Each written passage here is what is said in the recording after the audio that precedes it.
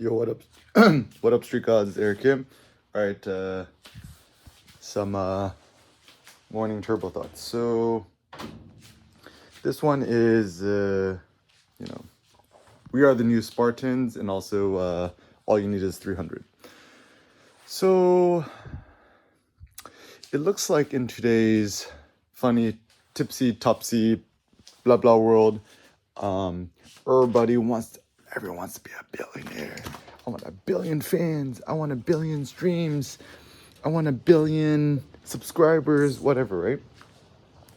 And the world currently has what, over 7 billion people, I think, which is good. That's a lot of people, which is quite optimistic. But the question is, why? It's like, do you want to eat 7 billion McDonald's hamburgers? Do you want to drink 7 billion Starbucks Frappuccinos, right? And so, our best friend Jay-Z says, numbers don't lie, check the scoreboard, right? But then, truth be told, numbers do lie, because high numbers tend to be more mediocre. So for example, would you rather have 7 billion H&M articles of clothes, or maybe like a handful of outlier.nyc shirts or clothes, or a handful of Lululemon's clothes, or would you rather have 7 million Honda Civics, or would you rather have one Lambo, or one Tesla Plaid, right? Tesla Model S Plaid. So, or would you rather have this is kind of a crude bad example, but would you rather have a billion kind of not so beautiful humans in your bed, or would you rather prefer to have the one most beautiful person, right? So I think this is important because even a simple thought, right? You cannot wear more than one thing at a time. Like even this shirt, shout out to Outlier.nyc and to my friends Kevin McKenzie and Justin Lee for getting it for me. The Lululemon License to Train shorts, really good. And yeah, the thing is, you cannot wear more than one clothing item at a time. So why not just have the best? And also with the car, right? Like, you cannot be driving more than one car at a time. So people like Jay Leno, look, I'm just like, why are people interested in this guy? It's like, this guy's not interesting at all. Like, looks like a...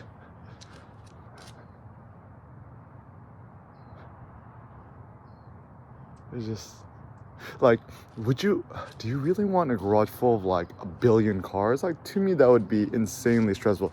Even one thing that's funny about cars, I realized, let's say you got a car, haven't driven in a while, and then the battery's dead, so you gotta freaking jump the battery. Huge pain in the ass, right? Or even and I still think that's my critique of electric cars, is that you still get the quote range anxiety, right? And even asking my friend Kevin, right? I was like, oh yeah, I was a Tesla supercharged, and he's like, it's great, but then sometimes I think his Tesla, it's a kind of older Model 3, and then it gets 220 miles, 250 miles, not sure, right? But then it's going on a family holiday, right? And then let's say the range is 250 miles, right? But then the destination, I don't know, Palm Springs, or I don't know, whatever the destination is, somewhere in the mountains, right? It's 260 miles away, right? It's just damn, I'm 10 miles short, right? So right before you get to the destination, you got to get to the supercharger and wait 10, 15 minutes for it to charge. And then you got a crying, screaming kid in the back, right? Not fun, right? So still, I think for the most part, in terms of a life of the maximum freedom and convenientness, I mean, even though it's not as sexy, I still think like, some sort of hybrid, plug-in hybrid car concept would actually be much more convenient. I think actually people who like electric cars or Teslas and stuff like that, ironically enough, are more domesticated, that like they're just always at home, charging at home, and then commuting to work and back, and that's pretty much their life, which is quite sad. Because if you're really on the road and you're really off the grid, right? Like, let's say you're driving through Montana or through the Midwest, right? Like, can't find like all these.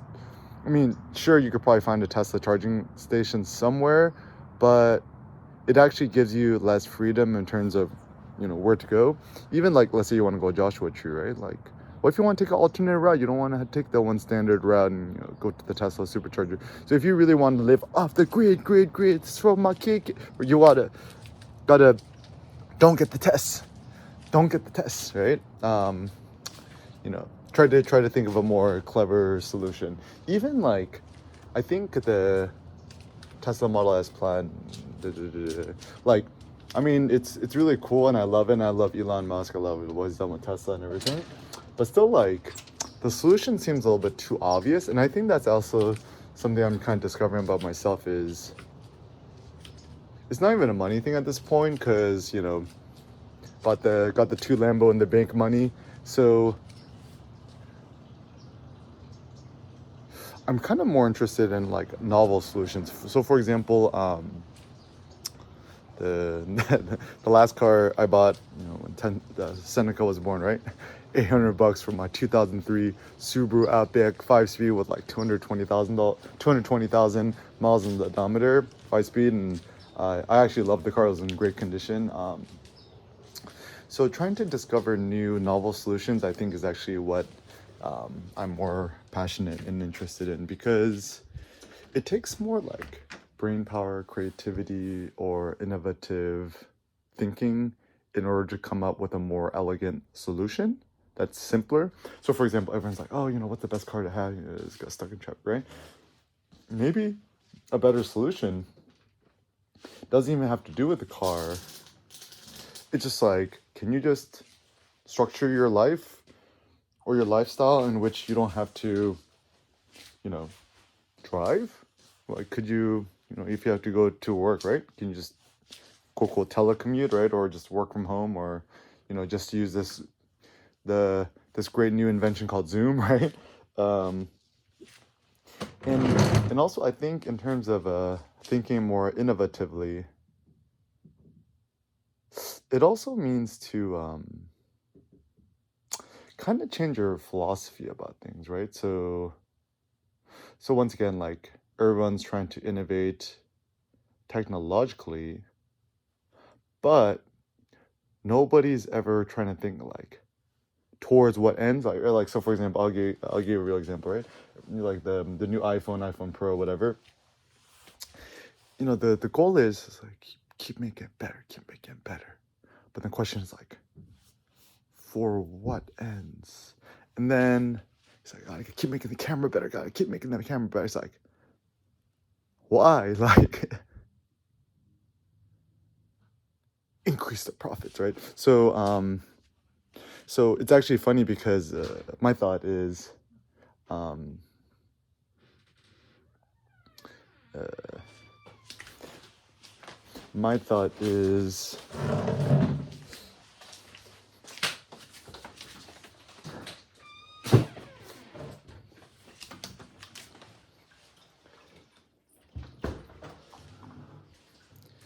if you really, really do want to innovate,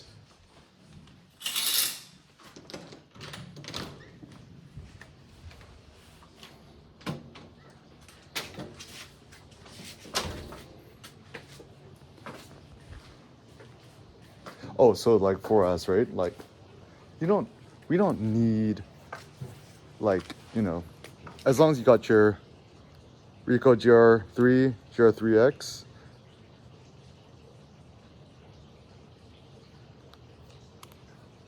use good, right? So then you think about the iPhone Pro, right? It's like, I think the aspirational thing is, it's like, you want to become more, right? You want to become more minimalist, right? And it's like, oh, what if my phone, I could just shoot with my phone and I don't need a, standalone camera anymore. And then you think about it, then the iPhone Pro just becomes a camera. But once again, if you already have the world's best compact camera, then why have an iPhone Pro, right? And then the question is, like, what do you really, really need a phone for, right? For me, you only need it for GPS, right? Like Google Maps, Apple Maps, whatever you want to use, right? FaceTime.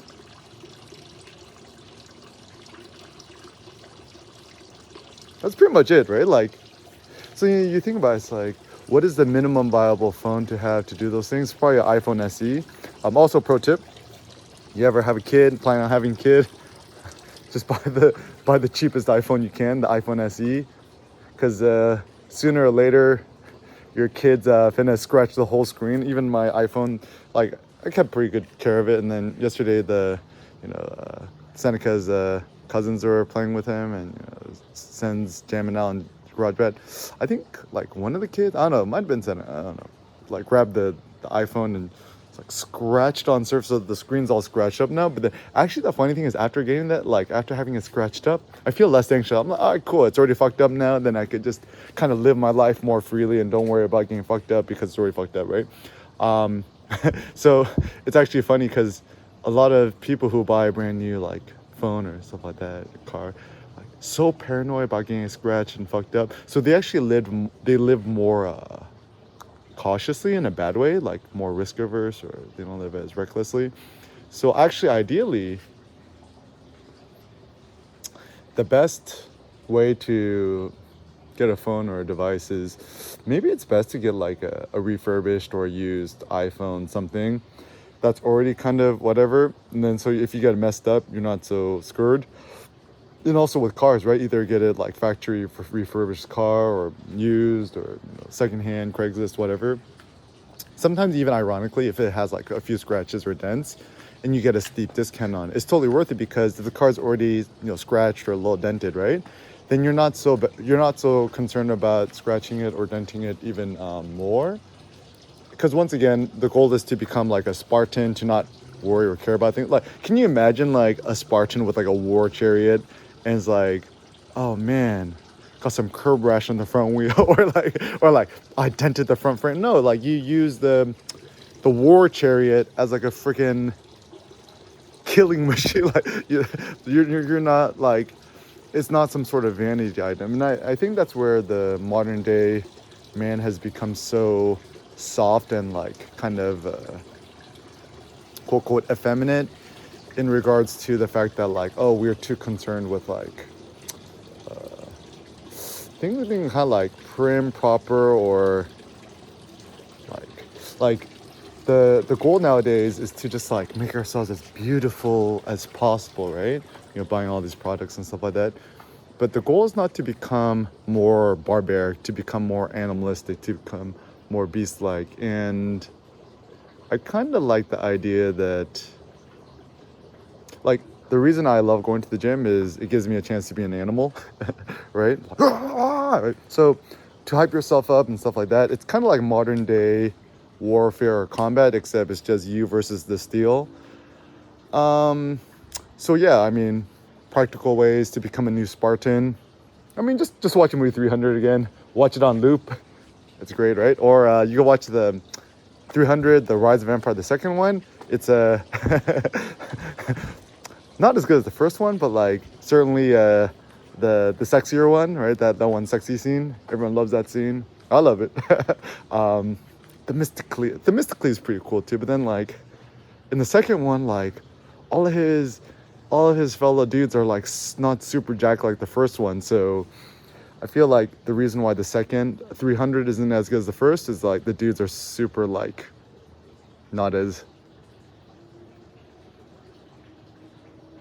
insanely jacked, right? Like the more jacked the better. So yeah, I mean, ideal physique to get, I think, is also like the the reason why I like intermittent fasting as like a aesthetic thing is even Achilles, right? When he is like mourning the death of Patroclus, his best friend, he refuses to eat anything and just keeps going to battle. And so even the modern day thing of everyone always trying to force you to eat something, right? It's like, oh, eat something, eat something, eat something. I'm like, I don't want to eat. And they're like, eat something, eat it. I'm like, bro, why trying to shove food in my face? And they're like, eat some cake, Erica. I'm like, I don't eat cake. I don't like cake. They're like, no, just eat it because it makes me feel better when I'm eating my cake. And then, when you're not eating your cake, I feel bad for eating my cake. So that's actually the funny thing I discovered about food and drink and stuff like that is that, like, especially people who are alcoholics, right? They feel uncomfortable when you're not drinking alcohol around them because they are more aware of the fact that they're an alcoholic. Because people always want to normalize their quote quote bad behavior. And actually, one of the bad things I think in American society like that is that, like, for men, it's almost kind of considered weird or improper or unusual for a man to not drink alcohol, especially in the UK. It's like just go to the pub, have a beer. Like, I'm like, I don't drink beer. It's like saying. It's like, it's kind of like me in Korean, like, I don't eat rice, and people are like, you don't eat rice. So actually, pro tip: if you're Asian AM and you're going back to your native country, let's say you're a Korean American like me, and you go back to Korea, and then whenever you engage in some sort of bizarre behavior, people look at you. It's like, and it's like, I'm not Korean, I'm an American. So I think, I think the good way to approach things is just be like OJ. It's like, I'm not black, I'm OJ. Like, refuse to let certain categories constrain you, and you be you.